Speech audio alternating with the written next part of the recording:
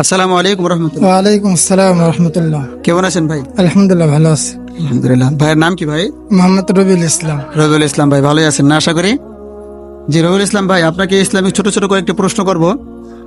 প্রত্যেক কটা প্রশ্নতে আপনাকে অপশন দিয়ে দেবো চাইলে, আর যদি অপশন না চান তাহলে তো আলহামদুলিল্লাহ ভালো, যেহেতু মাদ্রাসার ছাত্র আশা করি ইনশাল্লাহ পারবেন।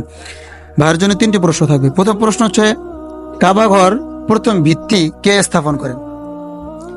সর্বপ্রথম ভিত্তি ফেরেশতাগণ করেছিলেন, এর পরবর্তীতে আল্লাহ তাআলা হযরত ইব্রাহিম আলাইহিস সালাতু ওয়াস সালামের মাধ্যমে করে নিয়েছে।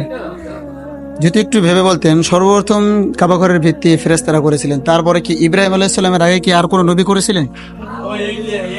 যদি চান আমি অপশন দিয়ে দেবো ইনশাল্লাহ। আসুন, সে নবী হতে পারে হযরত আদম আলাইহিস সালাম, অথবা হযরত মুসা আলাইহিস সালাম, হযরত নূহ আলাইহিস সালাম। তুফানের পরে হযরত নূহ আলাইহিস সালাতু ওয়াস সালাম ভিত্তি করেছিলেন। না না, আমাদের যে কাবা ঘরটা নির্মাণ করা হয়েছিল ফেরেশতাদের পরে, তো আমাদের প্রথম নবী কে ছিলেন? আদম আলাইহিস সালাম। তো তাহলে হ্যাঁ, অপশন হচ্ছে আপনার আদম আলাইহিস সালাম, মুসা আলাইহিস সালাম, নূহ আলাইহিস সালাম। হযরত আদম আলাইহিস সালাতু ওয়াস সালাম। হযরত আদম আলাইহিস সালাম, এটাই সঠিক? জি। এটাই সঠিক নিয়ম। যাক, মাশাআল্লাহ, ভাইয়ের প্রশ্নটি দীর্ঘক্ষণ পরে পেরেছে, ভাইকে অসংখ্য ধন্যবাদ। ভাইয়ের জন্য দ্বিতীয় প্রশ্ন, হযরত মুহাম্মদ সাল্লাল্লাহু আলাইহি ওয়াসাল্লামের মাতার নাম কি ছিলেন? হযরত আমিনা আলাইহিস সালাম। মাশাআল্লাহ। ভাইয়ের জন্য তৃতীয় প্রশ্ন, কোরআনের মা বলা হয় কোন সূরাকে? সূরাতুল ইয়াসিন। অপশন দিয়ে দেই, সূরা ইয়াসিন, সূরা ফাতিহা, সূরাতুল বাকারা। সূরাতুল ইয়াসিন।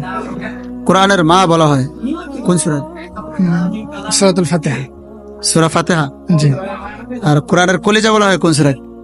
কলেজে সূরাতুল ইয়াসিন। এই তো, মাশাআল্লাহ, ভাইয়ের প্রশ্নটি সঠিক হয়েছেন।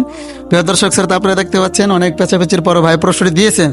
আপনারা অবশ্যই এখান থেকে শিক্ষা নেবেন যে ইসলাম কিভাবে প্রচার করব, আমরা ইসলাম কিভাবে প্রচার করতে পারি, আমরা কিভাবে ইসলামকে শিখবো ছোট ছোট মাধ্যমে, যেহেতু এখন মিডিয়ার যুগ, মিডিয়া থেকে আমরা শিখবো ইনশাল্লাহ।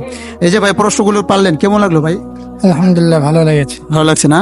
যাক, মাশাআল্লাহ। আমাদের শাইখ সম্পর্কে যদি কিছু বলতেন। শাইখ বলতে আব্দুল মালিক শাহ হুজুর। জি জি। ওনাকে আমি ছোট থেকে ওনার নাম অনেক শুনেছি, কিন্তু ওনাকে দেখার সেরকম সৌভাগ্য হয়েছিল না। তবে মিজান বা নবমের বছর হুজুরকে দেখেছিলাম, তবে আমি খুব ছোট ছিলাম।